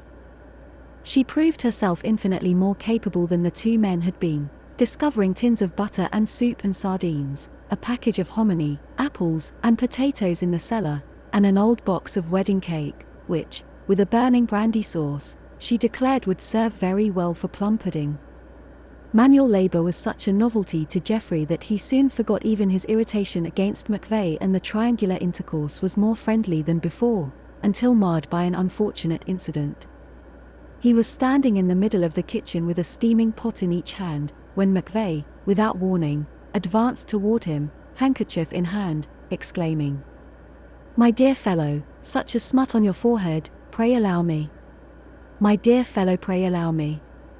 "Look out," roared Jeffrey, realizing how easily in another second his revolver might be taken from him. The tone was alarming, and McVeigh sprang back 10 feet. "I was afraid of burning you with the soup," Jeffrey explained politely. "I only made me jump," said McVeigh. The girl said nothing, and Jeffrey feared the incident had made an unfortunate impression on her. It appeared to be completely forgotten, however, when they presently sat down to their Christmas dinner, of which they all expressed themselves as inordinately proud. There was canned soup, and sardines, and toasted biscuits, canned corned beef, potatoes, and fried hominy, bacon and a potato salad, a bottle of champagne, and finally the wedding cake. Now to say that by the time dessert was put on table McVeigh was drunk would be to do him a gross injustice. All the more genial side of this nature, however, was distinctly emphasized. The better part of a quart of champagne had not produced any signs of intoxication. His eye was clear, his speech perfect, and he was more than usually aware of his own powers, confident of appreciation. As he finished his share of cake, he rose to his feet, and leaning the tips of his fingers on the table, addressed Jeffrey. "My dear Holland," he said, "I will not wish you a Merry Christmas, for it has already been as merry as it has lain within my poor capacity to make it. Let me, however, express my own gratitude to you for this delightful occasion. You have referred to the fare as meager, to our position as constrained, but believe me, I am not exaggerating when I say that I so little agree with you that I am confident that, during many of the remaining years of my life, I shall look back to this Christmas as one of unusual luxury and freedom. It is, perhaps, the warm glow of friendship that gilds all small discomforts, for in situations like ours characters are tested, and yours, Holland," he paused impressively, "has stood the test." Jeffrey bowed gratefully, and McVeigh continued, "I have here a slight token in honor of the day. It is of little pecuniary value, but between us, Holland, pecuniary value is no longer mentioned. I feel that it will be recommended to you more than mere worth could recommend it by the fact that it is peculiarly my own as few human possessions can be said to be. I offer it," he said, drawing from his pocket a square flat little package, "with best wishes for a happy new year. I have here a slight token, in honor of the day." The idea that McVeigh was going to give him a present had never crossed Jeffrey's mind, and now it struck him as so characteristic, so perfectly in keeping with McVeigh's consuming desire to triumph in minor matters, that he was able to smile pleasantly and receive it appropriately. He exchanged a glance of real appreciation with the donor, and received a grave bow in return. Cecilia smiled, too. I don't know exactly why you should think Mr. Holland wants your picture, Billy, she said. It may be of the greatest service to him, said McVeigh. The girl turned to Jeffrey. I can't make a speech like Billy's, she said, but I have a small present for you which I hope you won't despise because it is not new. I mean, I have worn it myself for some time, and I hope you will now, in remembrance of the time when you sheltered the houseless. She held out on her pink palm a flat gold pencil with a single topaz set in the top. The thing was of some value, and Jeffrey, looking up, caught McVeigh's eye in which danced such a delicious merriment that Jeffrey's half-formed question was answered. McVeigh was undergoing such paroxysms of delight at the idea that Jeffrey was about to become a receiver of stolen goods that he could not well conceal it. And instinctively Jeffrey drew back his hand. The next moment he realized that he must at once accept the gift with decent gratitude, whatever he might choose to do with it afterward, but unfortunately the girl had noticed his hesitation. She said nothing whatsoever, but she closed her hand on the pencil, rose from the table, and left them to dispose of the remains of the feast as best they could. McVeigh, as if he had observed nothing, threw himself at once into the part of a waiter, tucked a napkin round his waist, flung another over his arm and began to clear the table. Wait a moment, said Jeffrey, who had not followed his example, I have something to say to you. I see you are in possession of my sentiments in regard to your sister. I think her a wonder, that's all it is necessary for you to know. Quite naturally, Holland. She is. I won't discuss that with you. The point is that you seem to be under the impression that this will do you some good. Well, it won't. You stand just where you did before. You go to jail when the snow melts. Then I settle my affairs. McVeigh's face fell. Really, Holland, he said, I don't see how, if you are fond of a woman you can want to spare her such a brother as you. Think it over. There are worse brothers than I, replied McVeigh. How many men would have sacrificed what I have sacrificed in order to keep her comfortably? Not many, I hope. She is extraordinarily fond of me. Perhaps. You see, she has not anyone else to be fond of. We can scarcely say that now, returned McVeigh encouragingly. I won't discuss it with you. You can't mean to tell me that you are in love with my sister and mean to send me to state's prison. I mean exactly that. Why, she'd never forgive you. Jeffrey thought this so probable that he had no answer to give, and presently McVeigh, who had been grumbling over the matter to himself, asked, Are you serious, Holland? What do you suppose I am? Jeffrey roared, and McVeigh, shaking his head, went on with the work of clearing the table. He was very silent and abstracted, and for the first time seemed to realize his position. When they had put away the last plate, Jeffrey said, Now come to the library. I am going to give you a pipe, confound you. A pipe? Why? Because I want to give your sister something, and I think she would be more apt to take it. I'm afraid she is rather offended by the way you treated her little gift. As a matter of fact, I was the person to be offended, for I had given her the pencil. A pretty little thing, singularly like one which you may have seen Mrs. Don't tell me where you took it from. I don't want to know. Come and get your pipe, and mind you are grateful. A pipe, observed McVeigh thoughtfully. I think I'll take that large meerschaum on the mantelpiece. Jeffrey laughed. I think you won't, he answered. The best pipe I own. No, indeed, you'll take a horrid little one that won't draw. It will be just the thing for you. No, said McVeigh, no. You must give me the big one. Otherwise I shall make it appear that you promised the other to me, and turned mean at the last moment. And I can do it, Holland. His little eyes gleamed at the thought. I shall say, my dear fellow, I'm glad you changed your mind about the meerschaum. It was, as you say, too handsome for a man in my position. That will make her mad if anything will. You know she is not quite satisfied with the way you treat me, as it is." This was quite true, and Geoffrey, remembering that the object of the gift was to please the girl, reluctantly agreed to part with his favorite pipe. The affair went off well. McVeigh affected to hesitate over accepting so handsome an offering, and Geoffrey pressed it upon him with a good grace. As far as his present to the girl was concerned, he found himself less and less willing to make it in McVeigh's presence, and more unable to think of any way of getting rid of him except murder or the cedar closet. His anxiety was rendered more acute by the fact that once or twice he could not help suspecting that Cecilia, in spite of her anger, would have been glad of a few words alone with him, also. Before very long she suggested that McVeigh should take her hat and coat upstairs for her. "Certainly I will," cried Billy, springing up with alacrity, and was at the door before Holland's warning shout. McVeigh stopped him. "Let me take it up for your sister," he said warningly. "Oh, not at all." "Let me," replied McVeigh courteously. "Couldn't hear of it," returned Geoffrey. By this time they were both outside of the door, and Geoffrey closed it with a snap. "You would you?" he said angrily. "Now, Holland," said McVeigh as one who intends to introduce reason into an irrational confusion, "this is exactly a case in point. I am by nature a gallant man. I forgot all about your instructions." "I wonder," said Geoffrey. "It was instinctive to do my sister the little favor she asked." "Yes, and I doubt if I should have acted differently if your pistol had been at my head. She asked me. That was enough. I've warned you once. Holland, I think you'll excuse my telling you that you have a very unfortunate manner at times." They went upstairs together and were descending when Geoffrey stopped, with his eyes on the grand piano which stood in the hall below them. "Can you play?" he said. McVeigh brightened at once.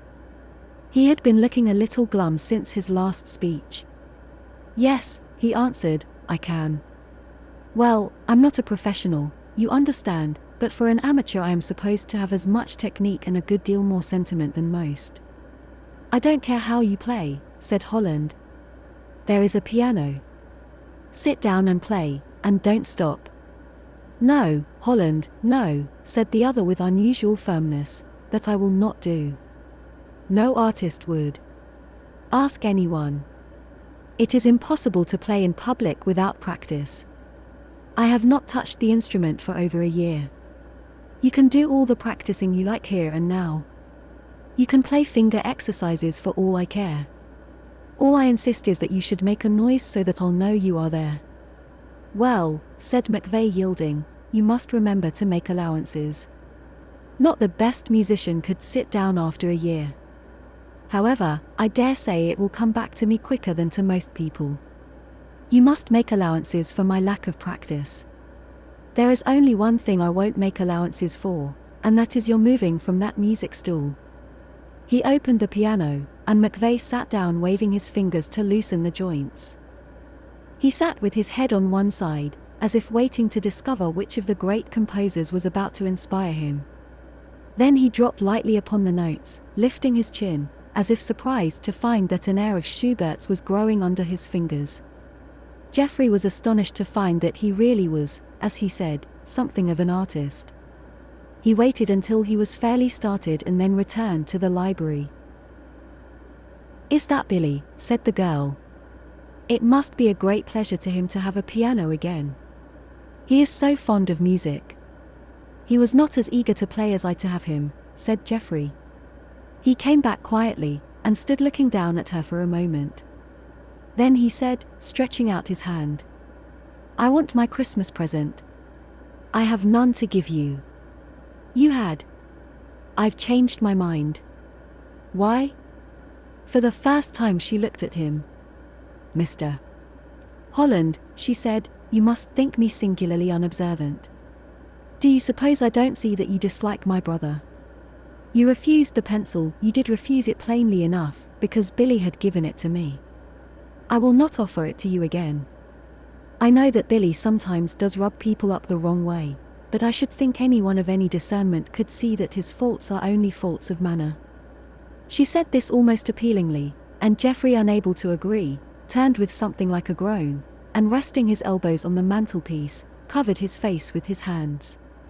Do you suppose that he does not see how you feel toward him? Are you by any chance assuming that he bears with your manner on account of his own comfort?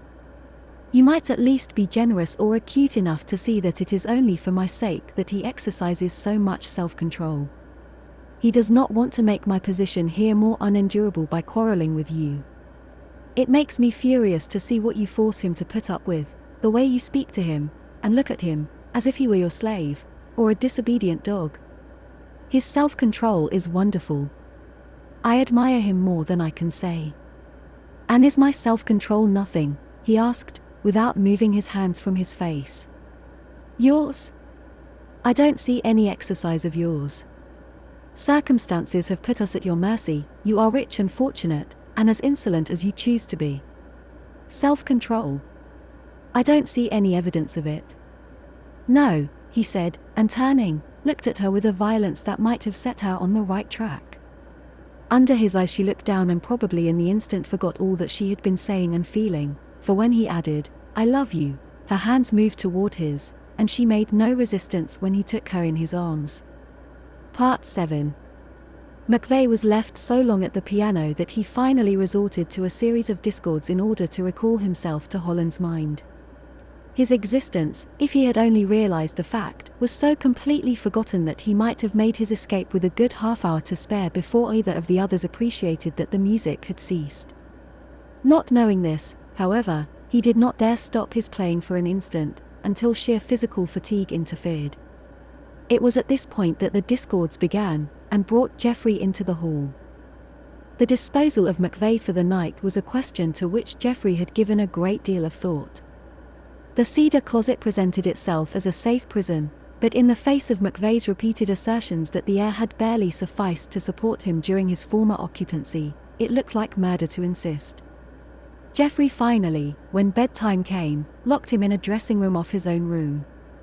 The room was on the 3rd floor, gave on empty space, and against the only door he placed his own bed, so that escape seemed tolerably difficult. And to all other precautions, Jeffrey added his own wakefulness, although toward morning weariness triumphed over excitement and he fell asleep. He was waked by an insistent knocking at his door, and he heard his name called by Cecilia. He sprang up and found her standing in the hall. She was wrapped in her sable coat, but shivering from cold or fear. "There is someone getting into the house. I heard a window open and steps on the piazza, below my room." "What can it be?" Jeffrey flung himself past her. The instinct of the hunter joined to the obstinacy of his nature maddened him at the notion of McVeigh's escape. On the opposite side of the house there was a piazza, and on the roof of this a neighboring window opened. He threw it back and climbed out. The snow had stopped, and the moon was shining, paling a little before the approaching dawn. Jeffrey could see a figure stealing quickly across the snow. There was no question of its identity. His revolver, which he had snatched from under his pillow and brought with him, he at once leveled on the vanishing form. His finger was on the trigger, when he felt a hand on his arm. Leaning out of the window behind him, the girl caught his arm. "Don't fire," she said. "Don't you see it is Billy?" There was a pause, the fraction of a second, but momentous, for Jeffrey realized that all his threats to McVeigh had been idle, that with that touch on his arm he could not shoot. Nevertheless he raised his voice and shouted thunderously, "McVeigh!" The figure turned, hesitated, saw, perhaps, the gleam of the moon on steel and began to retrace his steps. Steadily, with the revolver still upon him, he moved back to the house. Under the piazza he stopped and waved his hand. "I'm afraid they got away from us, Holland. I did my best." "There was a burglar then," said the girl in the little whisper of recent fright. "By heaven, he shall not trouble you," returned Holland with more earnestness than seemed to be required. Then he left her and went down to meet McVeigh. "You were just about half a second ahead of a bullet," he remarked, ushering him into the hall. To be caught and brought back is so ignominious a position that Jeffrey looked to see even McVeigh at a disadvantage, but looked in vain. The aspect worn was a particularly self-satisfied one. "I was aware I took a risk," he answered, I took it gladly for my sister's sake. For your sister's sake? Yes, and yours. Be honest, Holland, what could be so great a relief to you as to find I had disappeared? You are too narrow-minded, too honorable, you would say, to connive at it, but you would be delighted to know that you need not prosecute me. If I shot you, I should be saved the trouble of prosecuting. But at what a cost? I refer to my sister's regard. No, the thing, if you had only been quick enough to see it, was for me to escape. It was a risk, of course, but a risk I gladly took for my sister's sake. I would take longer ones for her. Do you mean that? Of course. Then take this revolver and go out and shoot yourself. McVeigh looked very thoughtful. Then, he said gravely, No, Holland. To take a risk is one thing, to kill myself quite another. I have always had a strong prejudice against suicide. I think it a cowardly action. And it would be no help to you. She would not believe that I had committed suicide. She knows my views on the subject, and could imagine no motive. No, that would not do at all. I'm surprised at the suggestion. It is against my principles. Your principles? Geoffrey sneered. Nevertheless, he was not a little altered in opinion. It had been something of a shock to him to find that he could not shoot at the critical instant. It had shaken his faith in himself. He began to doubt if he would be capable of sending the man to state's prison when Cecilia besought his pity. His own limitations faced him. He was not the relentless judge he had supposed himself. Yet on the other hand, the remembrance of Vaughan and the other men he was representing held him to his idea of justice. Sit down, he said suddenly turning to McVeigh, and write me out a list of everything you have stolen in this neighborhood and where it is and how it may be obtained. Yes, I know it is difficult, but you had better try to do it, for on the completeness of your list depends your only chance of avoiding the law. If I can return all properly, perhaps I have a mine in Mexico, a hell on earth, where you can go if you prefer it to penal servitude. There won't be much difference, except for the publicity of a trial. I've a man there who, when I give him his orders, would infinitely rather shoot you than take any risk of your getting away. Which will you have? Can you ask, Holland? Which will be easier for my sister? Sit down and write your list, then. An interesting occupation, mining, observed McVeigh as he opened the portfolio. After this for a long time nothing was heard but the soft noise of the pencil and an occasional comment from the writer. A rare piece that. I parted with it absurdly low, but the dealer was a connoisseur, appealed to my artistic side. Things had gone on thus for perhaps an hour when a step sounded outside and the doorbell rang. Both men jumped to their feet. My God, Holland, said McVeigh, if that is the police, keep your wits about you or we are lost. It was a revelation to Geoffrey to find how completely, as his alarm showed, he had cast in his interests with McVeigh's. He stepped forward in silence and opened the door. Not the police, but a man in plain clothes was standing there. I'm glad to see you safe, Mr. Holland, he said. There has been great anxiety felt for your safety. I am a detective working on the Vaughan and Marheim cases. I got word to come and look you up as you did not get back to the gardener's cottage the night before last. The snow detained me, said Geoffrey slowly. Come in, friend, said McVeigh briskly. You must be cold. It speaks well for the professional eye that the detective, after studying McVeigh for an instant, asked. I did not catch this gentleman's name. Who is he? There was a barely perceptible pause. Then Geoffrey answered coolly, that is the man you are after. Are you crazy, Holland? Shouted McVeigh. What, the Vaughan burglar? You caught him without assistance? Envy and admiration struggled on the detective's countenance. I must congratulate you, sir. Geoffrey allowed himself the luxury of a groan. You needn't, he said, I am no subject for congratulation. I can't even prosecute him, confound him, for several reasons. We were at school together, and I can take no steps in the matter. But I can, said the detective. Indeed, it is my duty to. No, said Jeffrey, nor can you. This man cannot be sent to prison. Yes, I know, it is compounding a felony. Well, sit down, and we'll compound it.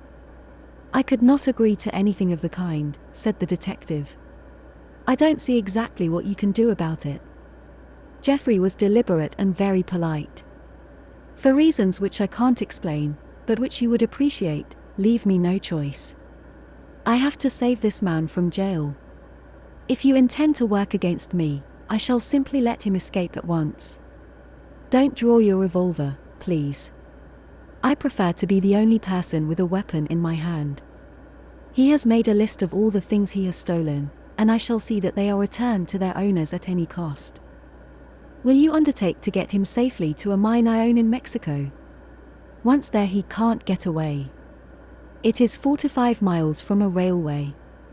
If you accomplish this, I will give you 10,000 to make up for the reward you didn't get, 5,000 down, and 5,000 at the end of a year. I don't know what to say, said the man. It sounds like a bribe. It is, said Jeffrey coolly. I never received such a proposition, returned the man. That scheme won't do, Holland, put in McVeigh.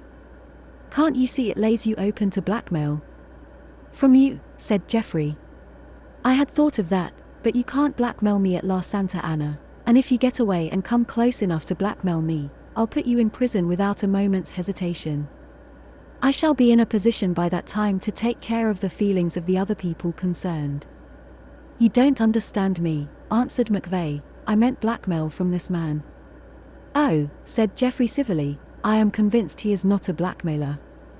And besides, he won't get his second 5,000 for a year, and as I was saying to you, after a year I don't so much mind having the whole thing known. My reputation will stand it, I think, if yours and his will. I'm no blackmailer, said this detective. If I accept, I'll be on the square. If you do, let me offer you a piece of advice, observed Jeffrey, and that is not to take your eye off that man for a single instant. He is a slippery customer, and you run a fair chance of not seeing my money at all, if you give him the smallest loophole. The detective considered McVeigh carefully from head to foot. Then he said gravely, Is there any way of getting to this place of yours by water? I don't see my way to taking this customer in a Pullman car. If he chooses to slip overboard from a boat, why no one would be any the worse, unless maybe the sharks. Very true, agreed Jeffrey amiably. Fortunately you can get a steamer in New York. It soon became apparent that the detective failed to see any good reason for declining so advantageous an offer as Jeffrey's, and they were presently deep in the discussion of their plans, McVeigh meanwhile studying the map with unfeigned interest in the situation of his future residence. Cecilia, fortunately, gave them plenty of time for their arrangements, for she had fallen asleep again, after the alarm of the early morning, and the men must have been talking for 2 hours when she appeared at the library door. She cast a look of surprise at the addition to their party, and Jeffrey saw with a sort of paralysis that she was inclined to set him down as the burglar whose footsteps she had heard in the night. To prevent any betrayal of this opinion, Jeffrey advanced a few steps to meet her, although as he did so, he realized that he had nothing to answer when she asked, as of course she did ask, "Who is that?" A sort of desperation, the cowardice that will sometimes attack the brave, took hold of Jeffrey. He looked at her hopelessly and would perhaps in another instant have told her the truth, had not McVeigh, not the least disconcerted, taken the lead. "This, Cecilia," he said exuberantly, laying his hand on the detective's shoulder, "is my old friend Picklebody, Henderson Picklebody. You have heard his name often enough, and he, yours, too. Henderson, in the old Machita days." The detective, whose name was George P. Cook, was so taken up with his surprise at the apparition of a beautiful woman that he scarcely heard McVeigh. He began to guess something of the motives that led Holland to shield this offender against the law, nor had he ever found it unwise to yield to the whims of young millionaires. Cecilia, who was too gentle or too politic to betray the fact that she heard the interesting name of Picklebody for the first time, remarked in a tone as cheerful as she could make it, "I suppose that if Mr. Picklebody could get in, we can get out now. Can and will, rejoined McVeigh beamingly. Hen comes as he has always come to his friends, as a rescuer. I seem to require a great deal of rescuing, said the girl, looking up at the monopolist in the art who had so far said nothing. Ah, but you don't understand, my dear, went on McVeigh ruthlessly, cutting into the look which the lovers were exchanging. You don't yet understand how fortunate we are in our friends. Henderson did not, it is true, come to find me. It was the greatest coincidence his meeting me here. It seems that he and Holland are both interested in a mine in Mexico, and what do you think? McVeigh paused and rubbed his hands. Really, we have the kindest friends. They have been arranging between them to offer me a job down there. What do you think of that?